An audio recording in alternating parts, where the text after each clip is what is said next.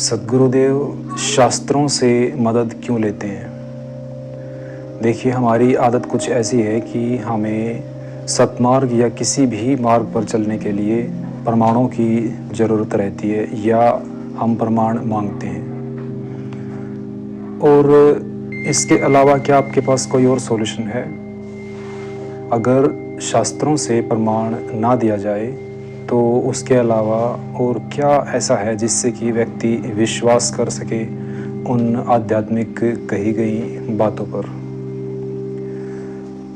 निश्चित ही कोई ऐसा रास्ता नहीं दिखता। फिर भी देखिए, दो रास्ते हैं।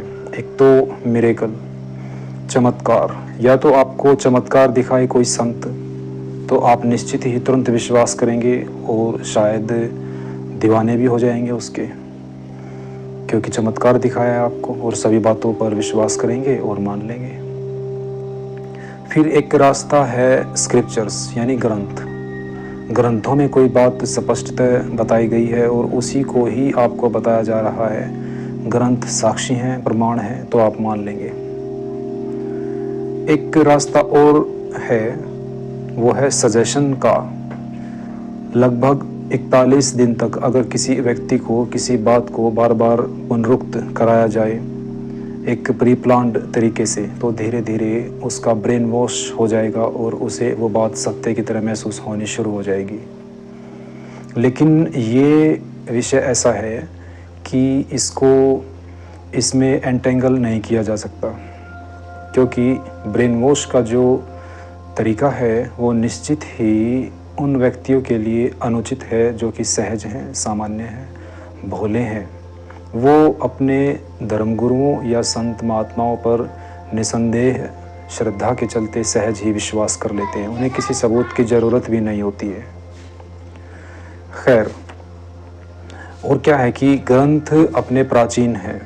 ऋषि मुनियों के द्वारा वो ज्ञान उनमें डाला गया है और परम चेतना से निकल कर आते हैं। उन्होंने कोई ऐसे ही तो उनको लिख नहीं दिया था। निश्चित ही चेतना की वो गहराई थी जहाँ से वो ज्ञान उठकर आता है और उसी को शास्त्रों में लिखा गया। तो यह एक प्रमाण है, और महामानवों या उन महापुरुषों की जीवन शैली का भी एक प्रमाण है। तो निश्चित ही शास्त्रों को अगर हम गवाह के रूप में लेते हैं, उनका प्रमाण देते हैं, तो उसमें कुछ बुराई नहीं है और वो माननीय है, मानने योग्य है, निश्चित ही।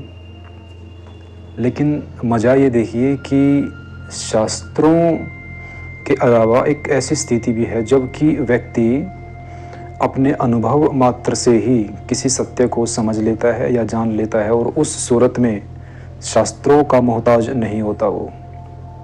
जैसे एक व्यक्ति को पता है आग में हाथ डालता है तो हाथ जलता है, तो यह उसका अनुभव है।